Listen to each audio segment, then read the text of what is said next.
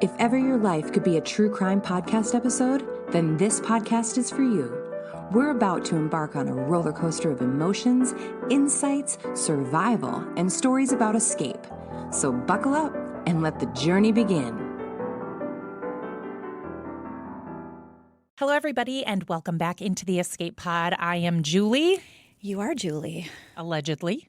You are. Still, I'm Charity, I think. I don't know. I had to put eye patches on this morning to get the bags out under my eye. How'd I do? Oh, good. They feel puffy still. Oh. I cried a lot last night. That's what I'm escaping.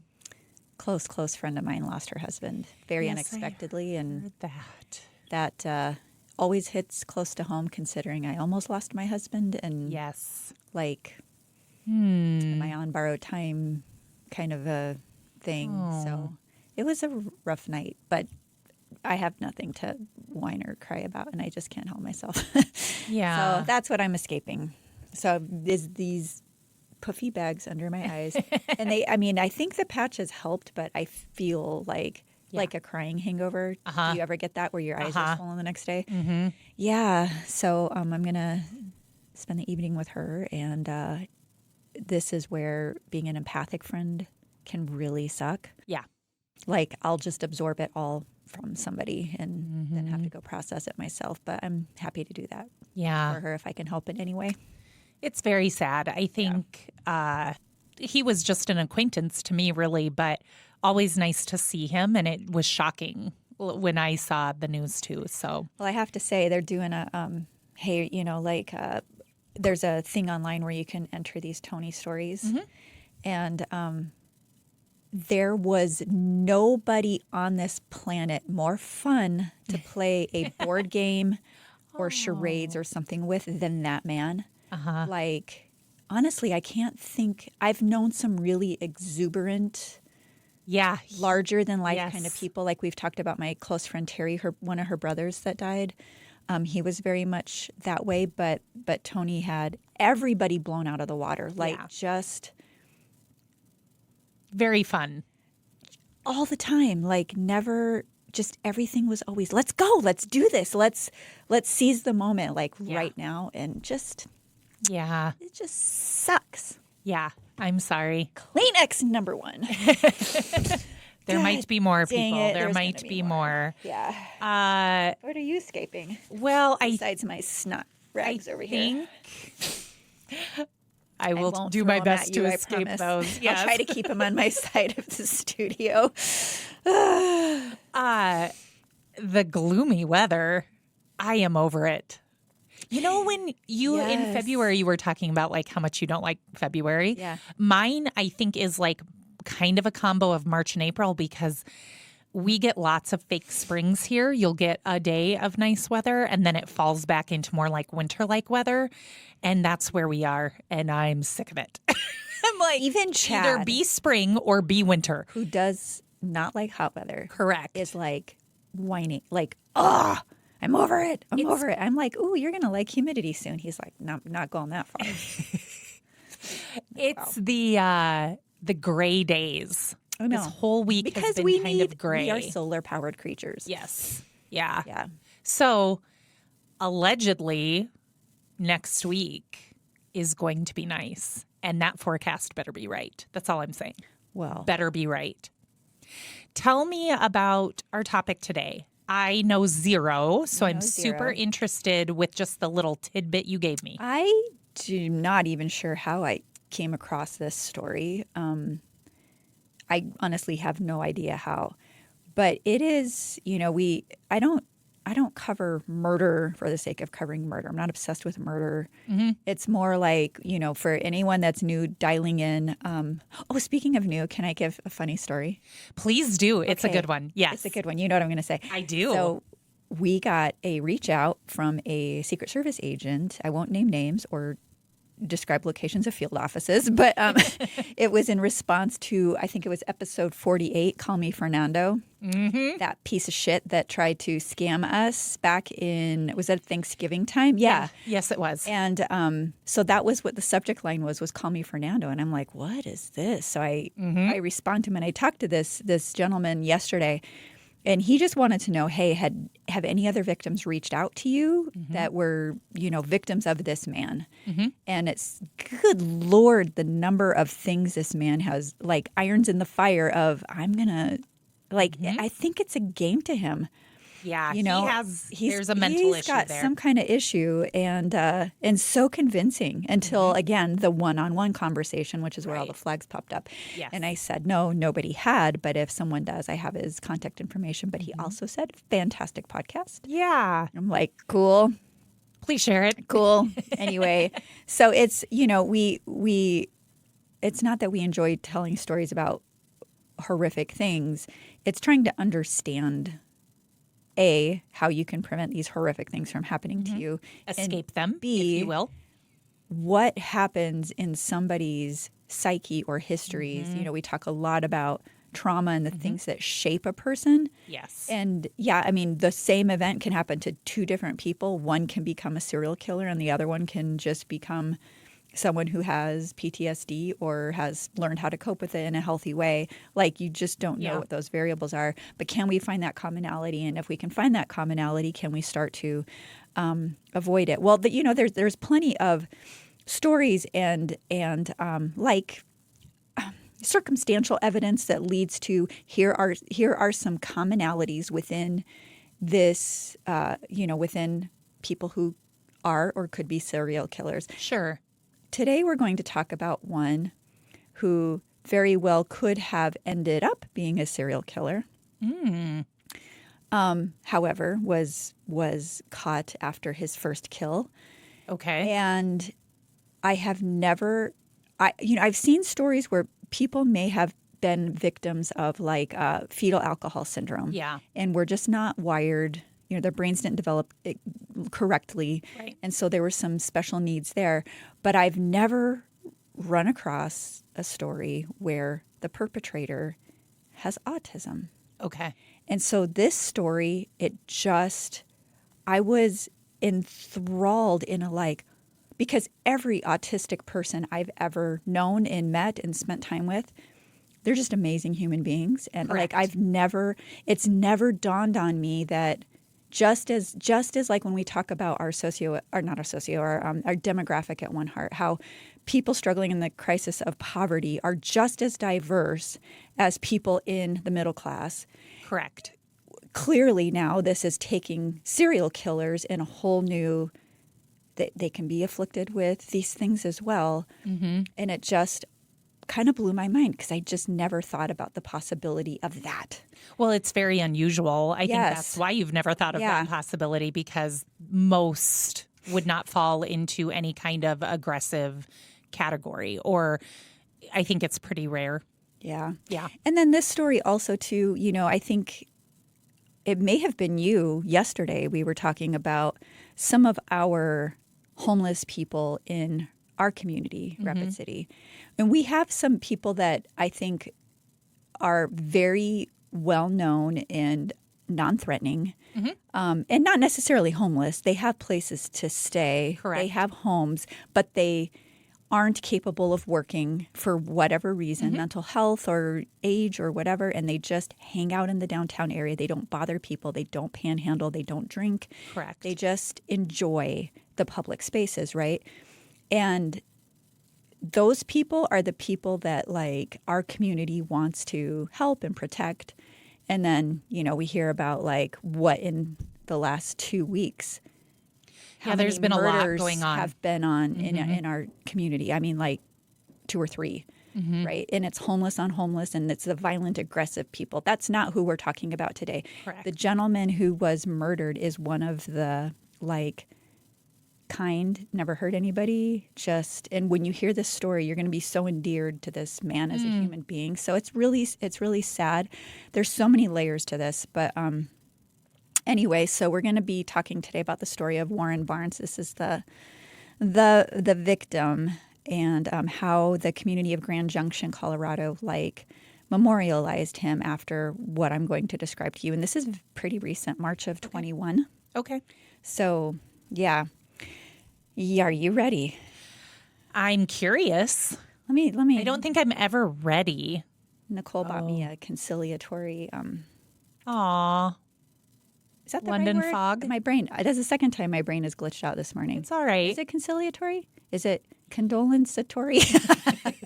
I need a sympathetic thank you. London a sympathetic fog. London fog. Yes. Which is very good. Thank you, Nicole. All right. So our story today starts with Terry Cohey. She's a wife. She's a mother. She's a home daycare operator for children ages 2 to 5 years old. And she has a 19-year-old special needs son with autism, ADHD, and anxiety. Oh, my. Who has been on prescription medication since he was in kindergarten. So they caught it early, was, being managed, all that kind of a thing. It's a little bit different when you have someone who is a little kid and you're managing their meds versus someone who's now 19 and entering young adulthood. And, Sure. And I'll get to it, but I believe like he held a job. He's very responsible. So presumably doing his own meds. And there is question whether he was in compliance with his medications. And things. Okay. He'd also been diagnosed with signs of potential psychosis, according to his mom. And this was in middle school. But she never got the referral she needed to take Brian, is his name, in for further testing. And it was very cost prohibitive to take him to Denver for a specialist, which would have been the closest area that provided that kind of service, considering she ran an in-home daycare and needed to stay open during the week, right? And most specialists aren't working weekends. Right. So Brian then started seeing some sort of therapist for children with autism as like something that was accessible, right? Okay. And but the therapist stopped doing sessions when COVID hit. Sure. So this is all during that time. Okay. So, but at this point in time, he'd graduated high school. He'd held a job for a year. He was being a responsible young adult, like I mentioned earlier. So despite all of his challenges, his mom, Terry, thought, hey, this might work out okay. He's in a good place, and probably thinking like, maybe I'm not going to be mothering this young man for all of his adult life, right? This is my conjecture. So in Terry's normal day-to-day, as you do when you operate a business from your home, she was cleaning up, putting some things away in her son Brian's room, and she finds this plastic tub with a lid in his closet that she wasn't familiar with. She opens it. She finds a plastic bag. It was heavy. And not knowing, Julie's shooting me looks, we really got to get video in this place. Not knowing what was inside, she felt it was safer to open it over the kitchen sink. So the item was double bagged. So she starts to open the first bag, and she sees maggots infesting something within the second bag. Oh, no. Julie's moving away from the table now. And she's white right now. Okay. And she cannot bring herself to open the second bag. Okay. Correct. I feel her in my soul. Now, I would to not contextualize this a little bit, this is batshit in and of itself, right? Yes. But months earlier, she had found a backpack in Brian's room containing what those of us immersed in the true crime space would immediately recognize as a murder kit. So it's a backpack. It has zip ties, duct tape, shovels, knives, a saw, a hammer. And I'm not sure if that's what was going through her head when now this bag is in her kitchen sink, but clearly her gut was telling her, exercise caution. Red flag, do not pass go, don't move. So then she phones her husband, son's father, Brian Sr., get home right now. I am worried about what this could be. And I'm sure she didn't want to be alone when they got the answer to that question, right? So he's now there, Brian Sr. They could see enough through the bag, maybe an ear, that they could not bring themselves to open it the rest of the way, okay? I'm telling you right now, with the maggots, I wouldn't have gone any farther. No. Nope. They didn't either, but just, maggots, and now what could it be possibly feeding on? And now I see an ear. They saw enough. Okay, so they knew it was a decomposing, decapitated human head. And later, they discover a pair of human hands in his bedroom as well. Oh, no. Okay, so now she knew her son. How could you not smell it? Well, He I guess had it plastic wrapped tub. really, really well. Well, he's no dummy, Well, right? I mean, he had to conceal it well enough that they did not smell a decomposing body in their home. He did, and you will actually get a glimpse into his psyche and his logic when he's talking to the detective later in the story. Like I said, it's fascinating. Okay. It's not good, but it's fascinating. All right. And so she knew her son, like his whole life had a fascination with the morbid, but this was beyond anything she'd ever encountered pertaining to him before, right? Yep. He'd never been violent towards any of the family members or pets. And, you know, when we talk about people who murder, like usually it's animals who they start to kind of cut their chops on, right? Yep. He'd never been violent towards any classmates. So this was like so far out of left field that they were just reeling. And I did watch body cam footage of this, of the mom's reaction out on the lawn. Like, oh my So sad. God. Yes. Do you remember when we talked about incels? Yeah. Okay. I just watched it wasn't a documentary, it was fictionalized, but a series called Adolescence on Netflix. And it's about that. Okay. And it ends with the parents realizing their son murdered a girl basically because she didn't want to Date him. And the chain reaction of, I was a good mom, I was a good dad, like, and it was just heartbreaking. Anyway, it was very well done. Let me chime in and say I sat in a courtroom once with an admitted murderer. His mother was there. He was being resentenced for a terrible, terrible, terrible crime. The victim's mom and sister were also in the courtroom. And I had a very interesting look into these two moms' lives. And I was a new mom at the time. My eldest was like 4 months old when I'm covering this resentencing hearing. And I very clearly remember thinking to myself, it would be worse to be the mom of the kid on the stand. Yeah. To know that you raised someone capable who of was doing capable that. of doing that. It's not your fault, but you raised that person. Correct. And you're going to blame yourself 9 times out of 10. Yes. Yeah. Oh, I mean, my heart went out to both of them. Absolutely. But I remember one day sitting there and being like, it would actually be worse to be this kid's mom. Yeah. Oh. Now, Okay. I remember Sorry that to even interrupt. though, like, when my husband got shot, you know, we did go through that in Chief Allender at the time. Like, we were all thinking about what is Daniel's family going through, knowing that's the most notorious person in Rapid City now. Right. And are they okay? Yeah. And so Chief Allender did go and sit down with them and humanize them. And I just think that's important. Whereas you see so many times, even the family members affiliated with somebody like this get bullied. And of course, people are just they dumbasses do. Anyway. Yeah. All right. So back to this. Terry, you know, she's like coming to grips with what this is. What should she do? She has children ages 2 to 5 in her house. So her first thought is, I have to get these kids out of the house, which she does, and calls parents to come and get them. And then they call 911, which she and Brian Sr. do. They tell dispatch that their son has always been fascinated with the macabre and thought maybe he was funneling that into becoming like a crime scene investigator. That's kind of where they were trying to direct him. Like, they bought him books and, you know, we're kind of pointing him towards courses, like to take this fascination that he has and turn it into a career, right? Yeah. Okay, so now they're coming. Police body cam footage show what's happening when the police arrive at the home. So Brian Jr. is now home. He hadn't been home when this was going on. Okay. So he comes home. He's already outside the home, waiting, seemingly aware that police have called. Now, remember, I said he's autistic. Yeah. Very tall young man. He's over 6'1", is okay, 200 pound, 6'1" kid. So he comes strolling down the driveway towards the body cam, cops going towards him.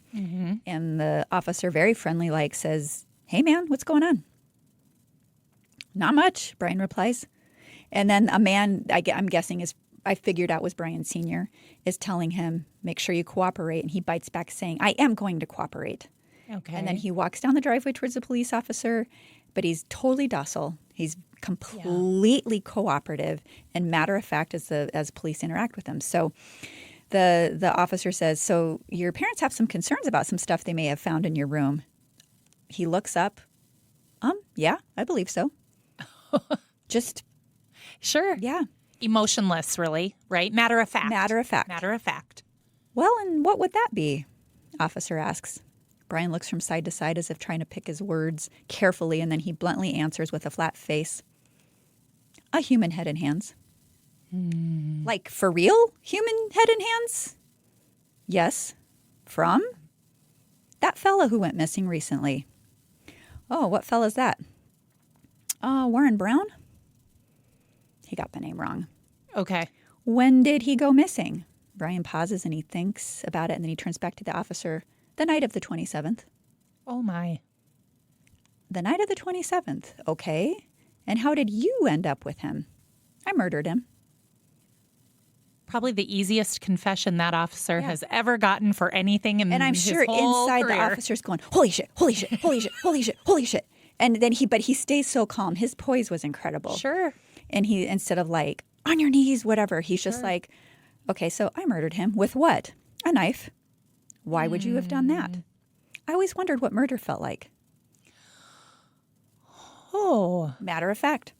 So he's arrested, and thus begins the investigation into the missing and murdered man by the name of Warren Barnes, not Warren Brown. Brian Jr. misspoke. And then en route to the police station, they drive under an overpass near the railroad tracks and close to the police station. And Brian just flat out tells the sheriff's deputy, this is where I killed him. They get out. He's still in the car, but the police officer gets out and someone else in another car, and they find pieces of Mr. Barnes under the overpass. And at the sheriff's station, Brian Jr., he waives his Miranda rights. He answers all his questions, all the questions he's asked. And then this is what he says. He claims he'd been driving around the night of February 27th, 2021, and he sees a shape on the ground in the moonlight near the railroad tracks. And it sounds like he had been repeatedly going on the prowl intentionally. And this particular night, he thought it was going to be easier to see by the light of the full moon.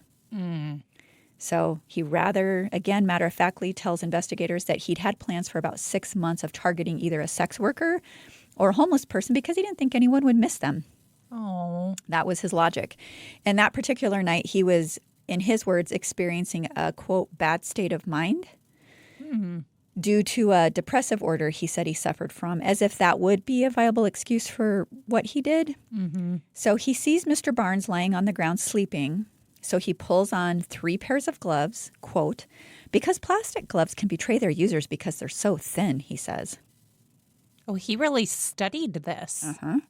He took his kitchen knife, pulled back the canvas Mr. Barnes was using to sleep under, and just began stabbing him in the neck. He also explains how Mr. Barnes, before he died, began asking him why he was doing this. But Brian just kept stabbing, telling the officer he was making, quote, growling and animalistic noises, end quote. And he said he barely broke a sweat and that it was much easier than he thought it would be. And then he dismembered Mr. Barnes's body, kept the head and hands, and then attempted to dispose of the remaining body parts in the Colorado River after transporting them to a boat launch in the trunk of his car. Now, when the interrogation was occurring, his body language was equally fascinating. He chuckled as he described the dismemberment process. And then apologized to investigators for being so morbid, but it was clear that, like, it lit him up to talk about this. Ooh. It's like That's creepy. reliving your glory days. Yeah. It was like that, except it had just happened, right? He relished in it. And also in trial, we learned that Brian had spent literal weeks driving around looking for the right victim, which totally blows his I was in a bad mental state BS like out of the water, in my opinion. What's more, in some notes they found on his cell phone, the night he murdered Warren, he marked the occasion with a first. Oh. Uh-huh. Yuck. So to me, that indicates he didn't plan on stopping at one. Correct. I would I would assume Yeah. that as well, yeah. But he tells investigators that he didn't think he'd do it again because he just wanted to see what it was like, but I'm not buying it. Okay. He talked about seeing girls on the streets and joked about not being a Casanova, and that half of him wanted to take the girl home and make her feel nice, and the other half, just like Ed Kemper, he mentioned Ed Kemper, who's a very renowned serial killer, wanted to see what her head would look like on a stick. Yuck. Oh. He said, "Call me weird, but I think everyone has had thoughts of shooting up their school. I didn't do it, though." Hard no.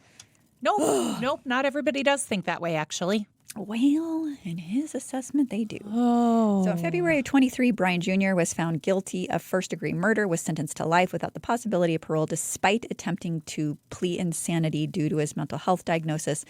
During the trial, his defense claimed that the diagnosed mental health disorders and environmental stressors caused him to become insane when he saw Barnes. I'm like, come on, There's you a can lot of do planning better that went than into that, that. man. But those guys probably never got anyone's defense again. But 2 different psychologists examined Brian and concluded he was not insane. A Right. third psychologist on behalf of the defense, of course, disagreed, asserting that Brian was experiencing a psychotic episode that rendered him insane. Mm-hmm. But even if he is insane, to me, that doesn't mean he shouldn't be locked up.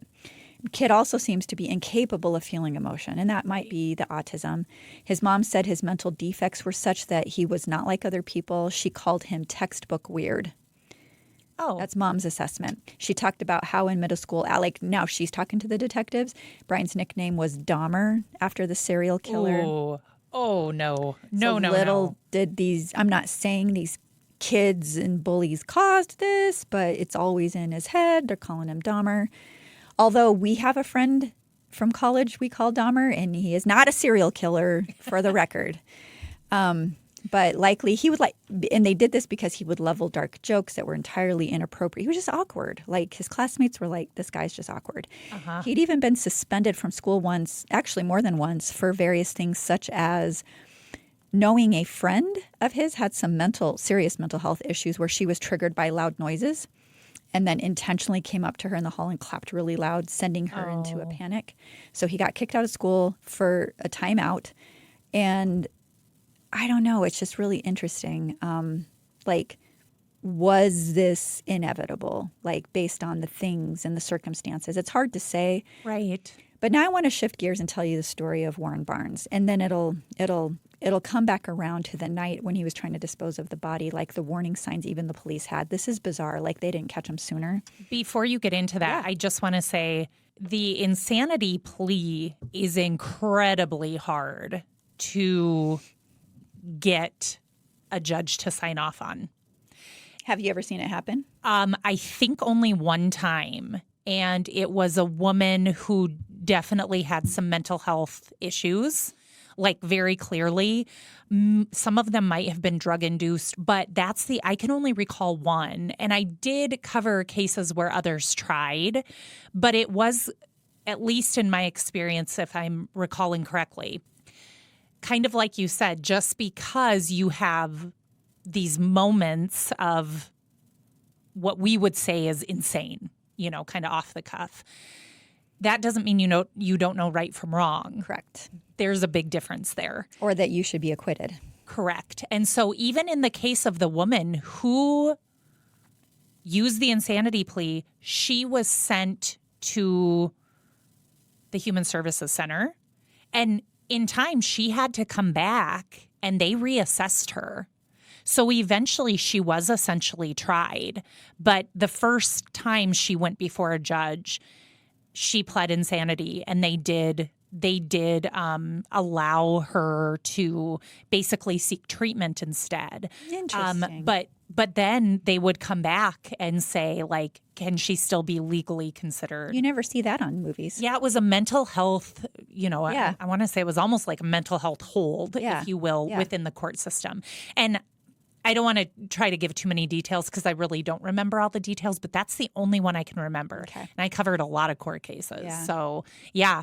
And the way she behaved, most people would have said, yeah, there's something more going on there. Like, this is not somebody who, like, I think part of it was, like, did she understand the consequences of anything she was doing at that Right. point. And in that moment, not really.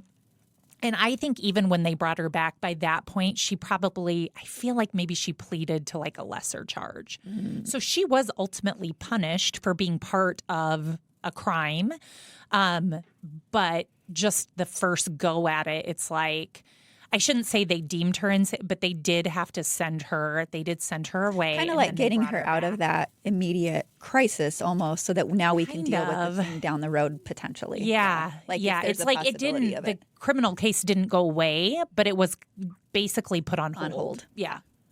Cool.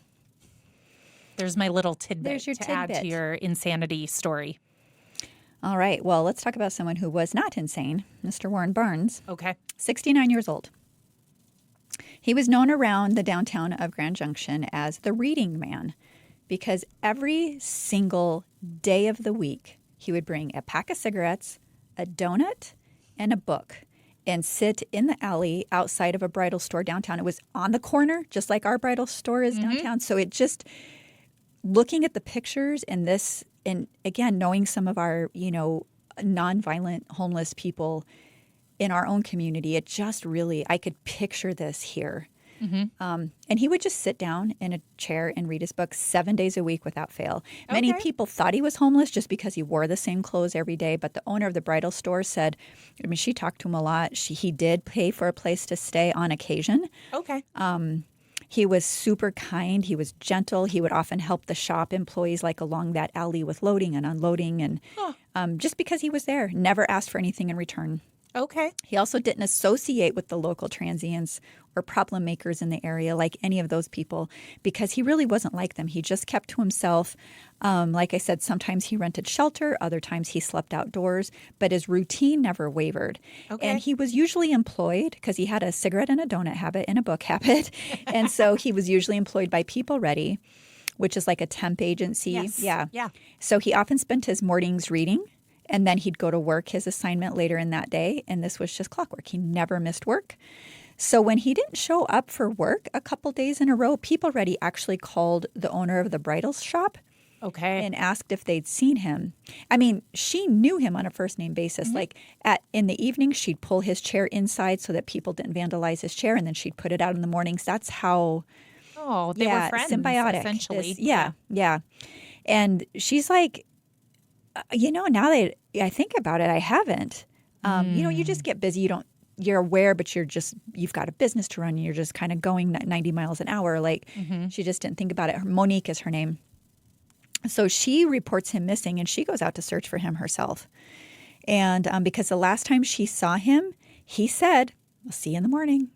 And so she posts things on social media, hoping someone has seen him. Meanwhile, across town, this same weekend, this is where it's already weird as hell, but this is even, can you raise one eyebrow? That's a skill I wish I had. You no. kind of can. Just a little. I can't do it at all. I just make funny faces and Tim laughs at me all the time because he can do it. Yeah. Suave guy he is. All right. So crosstown same weekend, authorities find a partially submerged vehicle in the Colorado River. The driver, 19-year-old Brian Coey, had accidentally driven his car into the river and was stuck.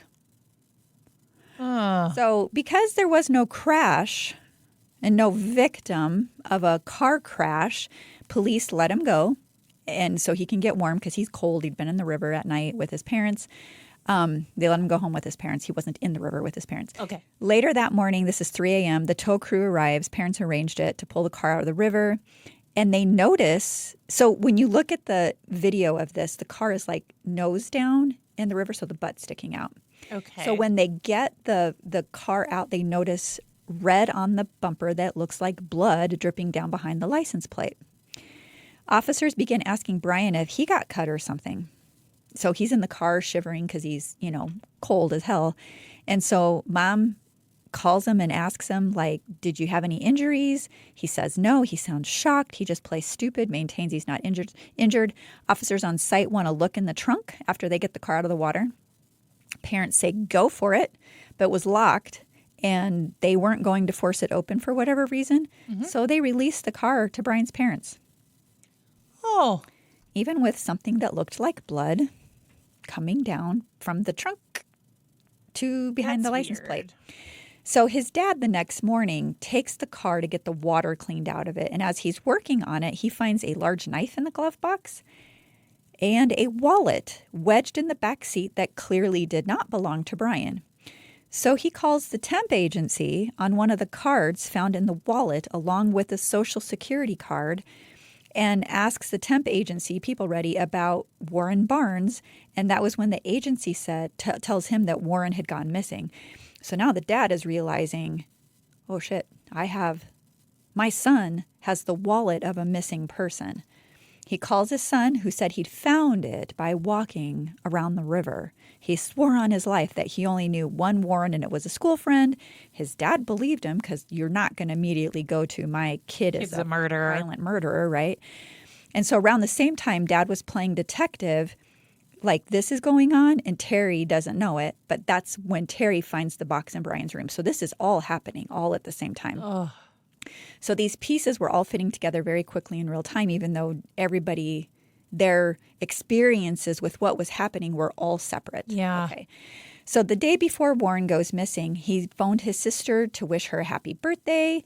He didn't let his living situation ever get in the way of staying connected with the people he cared about. He was valued. He was loved. He is missed every single day, said Monique, who owned the bridal shop. And she would, like I said, take out his chair every morning, bring it in so no one would mess with it. He truly was like part of the fabric of that downtown community. And after trial, the community really came out to show their support for Mr. Barnes, saying that he asked for nothing in return but a place to sit and read a while. They said he was a man of honor, a man of integrity, a man loved by community and his family. This is his sister during the court trial. Family and friends emphasized that he mattered even though he chose to live outdoors sometimes. He didn't panhandle. He didn't harass people. He wished people a nice day. He shared his food with the birds. And he also liked Subway sandwiches, so donuts and Subway sandwiches. There you go. And after the trial, in honor of Warren, the community commissioned a sculpture of his chair with a stack of books on the seat with the spines engraved with some of his favorite titles. So I'm going to show you some pictures. Wow. That's just really precious. So this is him. Doesn't he just look like the sweetest man? That's where he would sit. That's the sculpture. That's very cool. Isn't that awesome? And that is the tragic story of Mr. Barnes. That's crazy. The whole diary or whatever that said the first on his calendar, yeah. I do believe that they put a stop to what could have been a bad deal. Yep. And then, I mean, you're not going to think autistic person. No. Like, he could have gotten away with that for a while. But so when you said, he's really smart, I'm like, well, I'm thinking to the stuff in his phone and. Well, and people didn't, like you said, who immediately goes to. Well, know how deep the damn river is if you're going to try to. So he had this whole story of like. God, I can't remember now. There was something. Oh, he just wanted to park and think, and he thought it'd be easier to drive out instead of back out because his car was rear wheel drive or something. It would grip better. Like he had this whole story he was telling the police as he's shivering from the cold because he's all wet. And anyway, and the cops are, again, not laying blame. Yeah. But they might have figured it out sooner. Well, I mean, the damage was done. At least open the trunk. You're there. Force the damn thing open. It's been in the river. The car's probably ruined anyway. Right. Open it. Very true. Very true. So, yeah, and he talked about how he, dismembered Mr. Barnes and just chucked chunks into. So he had the trunk in the, backed up to the river and then was putting pieces in the river. So Mr. Barnes in pieces floated. Like, it's just very disturbing. Very disturbing. And yet he didn't, like you said, emotionless. He didn't. The only time he showed emotion was when he was reminiscing, and it made him he was very pleased with himself. That is so bizarre. It was like the best story of his life. Anyway. Okay, I'm going to need to wash this one off me. Can we take a quick break? We can, yeah. Like gargle. How do you brain gargle? Right. Ooh. Can we come up with that? That might be a lobotomy. We could probably use that too. Okay, maybe. We'll be right back. Are you an employer who's tired of expensive hiring platforms that fail to find good matches? Or are you a job seeker entering or re-entering the workforce? Or looking for a more meaningful career? Check out gravitate.work. Gravitate highlights job seekers' skills and offers short tutorials to help them through the hiring process. Our binary matching tools better match skill sets with open jobs. And employers can provide quick but crucial feedback to candidates they consider. Check it all out at gravitate.work today. Okay, everybody, welcome back into the Escape Pod. That was a very matter-of-fact murder we discussed. I'm going to have to, I don't know. I think that's the way we're going, right? Tell me, because I got to have happier thoughts before we end this podcast. Rainbows, butterflies, unicorns, fluffy puppies. Oh. There you go. Does that remind me to show you a really... Dead puppies. I'm dead puppies. Julie taught me that. That's a previous episode. We don't like dead puppies. No. But when you have to get serious real fast, that's what you got to put in your head. Except it makes me laugh. It does kind of have the opposite effect, knowing the backstory. Okay, remind me to show you a really cute puppy video when we're done here, because I know you love those. I do. It might actually make you like snow a little more. Oh, really? It's a puppy in snow. That's all I got to say. Okay, it's well, adorable. The puppy can like snow. What or where are you escaping to, my Well, friend? I am excited. My son, who wrote our original music for the Escape Pod, Yes, he did. is a classical musician, and I have happy shout outs for my husband and my son, because my son's coming home to bring half of his, he doesn't have a lot of stuff. He's kind of a minimalist, but he's moving back home just for the summer before he goes to grad school. So he got into the University of Miami's Frost School of Music, which amazing. is stellar. He got a full freaking ride. Awesome. Which makes me so happy, makes him so happy. So he's going to be home for a couple months, work his butt off, save as much money as he can so that he doesn't have to work when he gets to Miami, and we have to find a place to live and move him down there. So I'm really excited. Congrats, Alec. And then at the same time, my husband got a fellowship, a Bloomberg fellowship, full ride to Johns Hopkins for his master's degree. Wow. So both of my boys are going to be embarking upon that journey. So we've discussed this before. We have no interest in embarking on such a journey, but super proud of those who do. Yeah. That's awesome. So yay, that's not really escaping to that, but just it's just something I'm really, really happy about. Yeah. Awesome. When I get home tonight, I will get to stay home tonight. It is so rare. Are you asleep? So rare. Are you dreaming? No. Did you get rid of your kids? Nope, they'll be there too. In fact, we'll be fighting for the laundry machine. Do we have a missing person? Because we were gone last weekend, and none of us have done laundry, been able to do laundry for since a week and a half. Yeah, I mean, a good week. Yeah, more like a week and a half probably. So ouch. It is time. So it is pretty sad when you're escaping to laundry and kind of looking forward to it. But it is the... Well, that pile could grow even more if you don't start hacking at it. So. It is the going home and staying home. That was probably a bad turn of phrase. Sorry. I'm sorry. All things considered. That was really bad. Episode. I didn't mean it. Oh, my London fog is souring in my stomach now. That was really bad.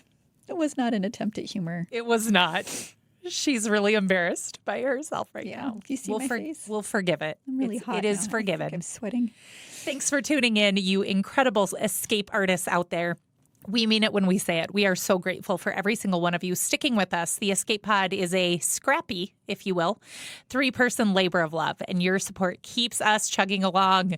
We are on a mission to grow this pod so we can pour more resources into our nonprofit, One Heart, in Rapid City, South Dakota, where every dollar empowers people to break free from crisis and reclaim their lives. More listeners, more downloads. Downloads, it's key. More impact. It is that simple. We truly, truly, truly are a podcast for a cause, and here's where you come in. Become a patron at escapepod.live and not only unlock bonus content, but unlock the warm fuzzies of knowing you're funding real-life breakouts. It's a win-win in this day and age where those seem harder and harder to come by. For just a few bucks a month, you're not just a listener, you're a hero in our story. Oh, and again, pro tip, downloads. Downloading episodes beats streaming them every time. It boosts our stats, pulls in more ad revenue, helps us climb the charts so we can reach even more ears. So share us with a friend, rate and review wherever you listen, and hit the download button. It is a tiny click with a massive impact. Isn't that true? We really do want to hear from you too. So you can connect with us at escapepod.live, follow us on our socials, drop us a note at justbecause@escapepod.live, or send your wild escape story on any topic to escapeartist@escapepod.live, and we just may read it on a future episode. We are sealing the hatch on this one, but remember, trauma's inevitable. How you grapple with it is optional. So stay resilient. And don't say hacking after that kind of story. Do not do it. Just don't. Keep laughing, everybody. Bye.